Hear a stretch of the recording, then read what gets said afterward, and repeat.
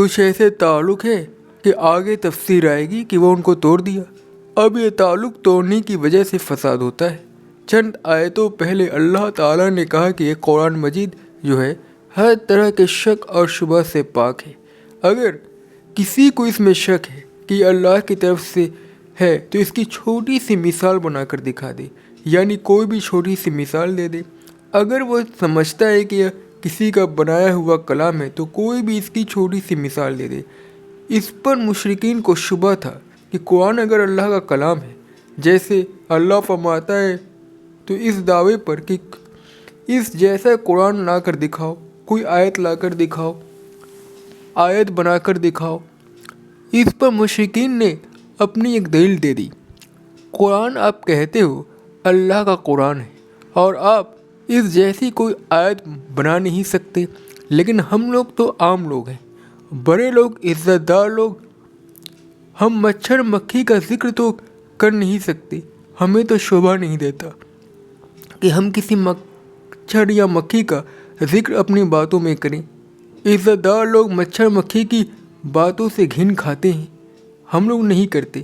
یہ اللہ کا کلام ہے، آپ کہہ رہے ہو بڑی ذات کا، تو وہ اپنی کلام میں کیسے بیان کر لیتا ہے؟ تو ان لوگوں نے یہ اعتراض کیا کہ اتنی بڑی ذات جس کا آپ دعویٰ کر رہے ہیں، وہ مچھر مکھی کو کیسے یوز کر رہا ہے اپنی کلام میں؟ تو اللہ تعالیٰ نے یہ جواب دیا کہ سب سے پہلے تو لٹریچر کی وجہ سے. لٹریچر کا ایک رول ہے، اگر کسی کو برا کہنا ہے تو اس کی مثال دی جائیں گی، تو اسے کسی چیز کے برابر ٹھہرائی جائیں گی، اسے کسی برے چیز کے برابر ہی ٹھہرایا جائے گا. جب اللہ نے اس دنیا کو مچھر اور مکھی کے برابر کہا، یہ بتانا ضروری تھا یہ دنیا بہت معمولی چیز ہے.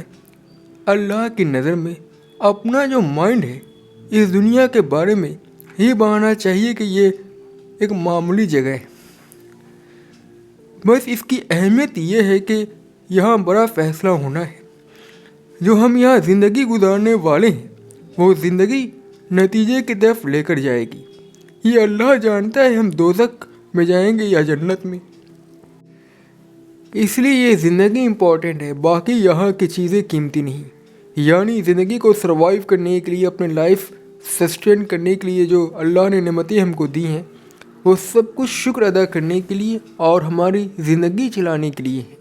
زندگی کو ہمیں سیریسلی اس لیے لینا چاہیے کہ یہاں ہمارا امتحان بہت بڑا ہو رہا ہے اور وہ اس دنیا سے کوئی تعلق نہیں رکھتا یہ امتحان، اور یہ ہمارے دنیا کے اندر سے تعلق رکھتا ہے یہ امتحان کہ ہمارے اندر کی دنیا کتنی اچھی چلتی ہے. باقی بڑی کیونکہ کس مقصد میں ہمارے کام آئیں گی، اچھا یا برا کرنے میں ہمارا پیر اور ہاتھ کام آئے گا.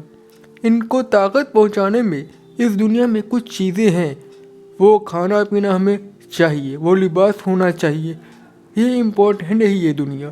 اصل نعمتیں جو جنتوں میں ہیں یہ تو پہلے ہی آ چکا. اس لیے اللہ تعالیٰ فرماتا ہے کہ اس دنیا کو ہم نے مچھر کے برابر کہا یا مچھر کی مثال دی، لیکن پھر اللہ تعالیٰ نے فرمایا کہ کچھ لوگوں کا دل ٹیڑھا ہوتا ہے کہ جو ایمان والے لوگ ہیں وہ ہر وقت ذکر میں اور فکر میں رہتے ہیں. وہ لوگ اس آیت کو، اس چیز کو اس طرح لے لیا کہ اس دنیا کو اتنا معمولی بتایا گیا ہے، اسی طرح سے ہمیں سمجھنا ہے. کچھ لوگوں کو کمی نکالنے کی عادت ہوتی ہے، یہ تو قرآن ہے، یہ تو اللہ تعالیٰ کا کتاب ہے. کمی نکالنے والے کی اللہ کتاب میں جو بالکل پرفیکٹ ہے، بالکل ایسا ہے. کچھ ان کی مثال دینے کے وقت الٹی سیدھی باتیں بنانا شروع کر دیا. اس لیے ہم لوگوں سے کہا جاتا ہے کہ قرآن کے بارے میں لوگ باتیں بنا سکتے ہیں، تو ہم جو ہماری حیثیت نہیں ہے کہ ہمارے میں لاکھوں کمیاں ہیں، ہمارے بارے میں کوئی باتیں بنا بھی لیتا ہے تو ہمیں برا نہیں ماننا چاہیے. لوگوں کا دل اگر سیدھا ہے تو سیدھا ہے، اگر کسی کا ٹیڑھا ہے تو آپ اسے باتیں بنانے سے روک نہیں سکتے. اسی طرح جب یہ قرآن نازل ہو رہا تھا تو ایک مومنین تھے اور ایک غیر مومنین تھے. مومنین لوگ تو اس پر غور و فکر کیا میں تو اس دنیا کو ہلکے میں لوں گا، سوائے اس کے ہم یہاں نیک اعمال کرتے ہیں۔ لیکن کچھ جو ٹیڑھے دل کے جو لوگ تھے اس میں کمیاں نکالنا شروع کیا، وہ بھی بے وجہ کی۔ پھر اللہ تعالیٰ نے فرمایا کہ بے فاسق لوگ ہیں جو اس قرآن کی وجہ سے ہی گمراہ ہو جائیں گے، کیونکہ ان کی گمراہی کو قرآن میں اللہ تعالیٰ بڑھا دے گا، قرآن کی وجہ سے بڑھا دے گا۔ اور اس میں قرآن کی کوئی کمی نہیں ہے، نعوذ باللہ، اس میں ان کے دلوں کی کمی ہے۔ اس سے جو وہ گمراہ ہوتے ہیں فاسقین کی وجہ سے گمراہ ہو جائیں گے۔ فسق کی تعریف کی گئی ہے، کیا چیز ہے؟ اللہ کے حکموں سے نکل جانا، اللہ کے جو حدود ہیں اس سے نکل جانا۔ اللہ نے جو ایک اپنے بندوں کے جو باؤنڈری بنائی ہے اپنے ماننے والے بندوں کے لیے، اس باؤنڈری سے، اس احکامات سے نکل جانا۔ سب سے پہلے تو یہ کافرین کے لیے استعمال ہوتا ہے، وہ کافر جو اللہ کے باتوں کو ہی نہیں مانتے، اللہ ہی کو نہیں مانتے اور اللہ کو مان لیتے ہیں، وہ تو فاسق ہیں ہی۔ ان لوگوں کو فاسق کہا جائے گا، لیکن مسلمانوں کے لیے بھی استعمال ہوگا، مطلب وہ مسلمان جو بڑے گناہ کرے اور اس پر اس نے توبہ نہیں کی، یعنی گناہ ایک کیا اور توبہ نہیں کی، یعنی مسلسل اس گناہ میں وہ لگا رہا اور اس کے بعد بھی توبہ نہیں کی، گناہ سے بچنے کی نیت نہیں کی، وہ فاسق ہوگا۔ دوسرا وہ شخص جو چھوٹا گناہ کوئی کرے اور مسلسل کرتا رہے۔ کوئی چھوٹا گناہ ہم سب کرتے ہیں، وہ سب سے توبہ کر لینی چاہیے، ورنہ ایسا ہوتا ہے، نقصان یہ ہوتا ہے ہم فاسقین میں آ جاتے ہیں۔ فاسقین کے بارے میں اللہ فرماتا ہے لوگ قرآن سے فائدہ نہیں اٹھا پاتے۔ ہمیں قرآن کی ایک ایک آیت کو سمجھ کر پڑھنی چاہیے۔ قرآن میں ہمیں ایک آیت مثالیں سمجھ میں آئیں گی۔ قرآن ہمارے دلوں سے دور ہونے کی وجہ سے بھی ہم مشکلات میں ہیں۔ قرآن میں جو یہ تاثیر ہے، اس کا ایک ایک لفظ ہم سب کے لیے فائدہ مند ہے، پر اللہ کا دیا ہوا کتاب قرآن ہمیں کیا کیا بتانا چاہ رہا ہے، ہم چاہ کر بھی وہ سمجھ کر نہیں پڑھتے۔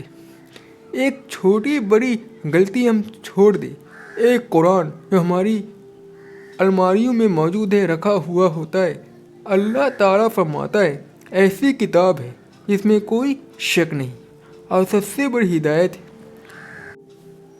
تو ہم سب سے پہلے بہتر لائف جی سکتے ہیں۔ دنیا اور آخرت کی تمام کامیابیاں یہ سمجھ لیں کہ جیک پاٹ ہے ہم لوگوں کی، ایک مومن کا سب کچھ ہے۔ اس کے باوجود ہم اس کو کوئی امپورٹنس نہیں دے رہے۔ ہمیں خود پتہ ہے کتنی امپورٹنس دینی ہے، مجھے بھی پتہ ہے اپنا۔ یہ بھی ہمارے چھوٹے چھوٹے گناہوں کی وجہ سے ہم فاسقین کے لسٹ میں آ رہے ہیں۔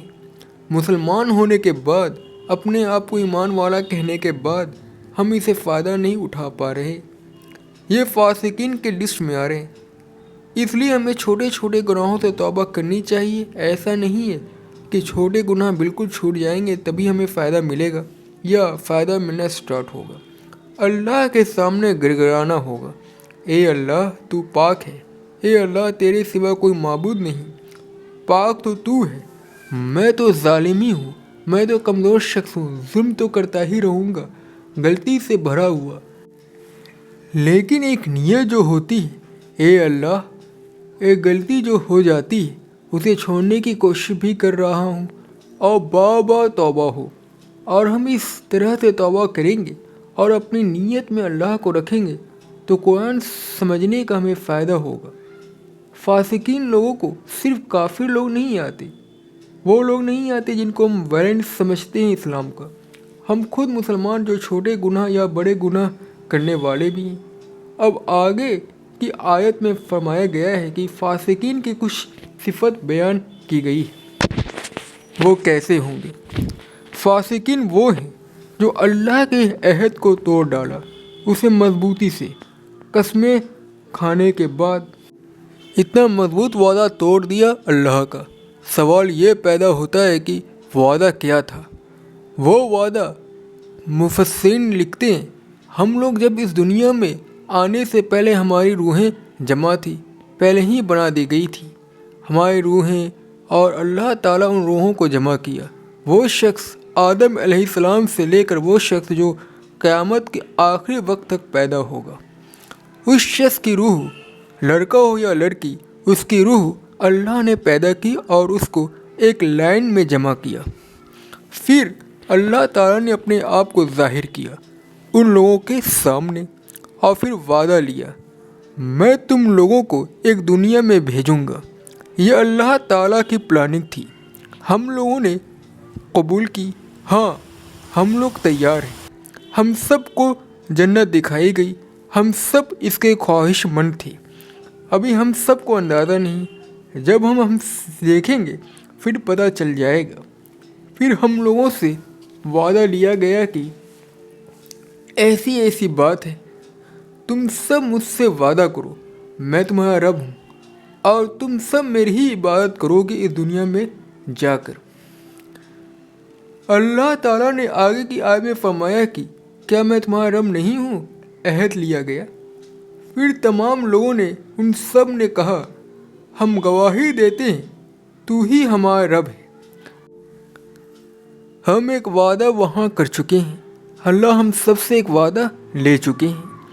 اب کچھ لوگ کہیں گے وہ وعدہ ہمیں یاد نہیں ہے، وہ وعدہ ہماری فطرت میں موجود ہے. اس کا جواب یہ ہے کہ وہ وعدہ ہماری فطرت میں اب تک موجود ہے. وہ اس طرح کہ جب کافی ریسرچ ہو چکی، وہ بچہ جس کو کچھ بھی نہیں بتایا جائے اور ایسی سوسائٹی میں ہو جو ایتھیسٹ سوسائٹی جہاں پر اللہ کو نہیں مانا جاتا ہو، وہاں پر ان بچوں کو جمع کیا گیا اور ان سے پوچھا گیا کہ یہ کرسی کس نے بنائی؟ جواب دیے کہ کسی انسان نے بنائی ہے. یہ لائٹ کس نے بنائی؟ کسی انسان نے بنائی ہے. پھر پوچھا گیا کہ یہ پیڑ کس نے بنائی؟ تو جواب دیے گاڈ نے بنائی. اسی طرح بہت سے جنگل میں ایسے لوگ پائے گئے ہیں جن کا اس سوسائٹی سے کوئی تعلق نہیں. آدیواسی لوگ، وہ بھی کسی خدا کو مان لیتے ہیں، کسی بھی صورت میں مانے. کسی خدا کو ماننا یہ ہماری فطرت میں ہے. حضرت پیغمبر صلی اللہ علیہ وسلم نے فرمایا کہ ہر انسان اسلام پر پیدا ہوتا ہے. وہ جس جگہ پیدا ہو جائے مانتا تو اسی اللہ کو ماننا اس کی فطرت تو ہے ہی. جس خاندان میں جہاں بھی پیدا ہو وہاں اس کو ایسا بنا دیا جاتا ہے، وہی خدا دے دیا جاتا ہے جو آپ مانتے ہیں. اسی تصورات کے ساتھ دے دیا جاتا ہے جو اس کے ماں باپ مانتے ہیں. یہ بات بھی بگاڑ اور سدھار ہوتا ہے، ورنہ انسان پیدا اسی فطرت کے ساتھ ہوتا ہے کہ وہ ایک اللہ کو مانتا ہو رہا ہوتا ہے. اور یہ اس وجہ سے ہوتا ہے کہ ہم اللہ سے وعدہ کر چکے ہوتے ہیں اور وہ وعدہ ہمارے فطرت میں موجود ہے.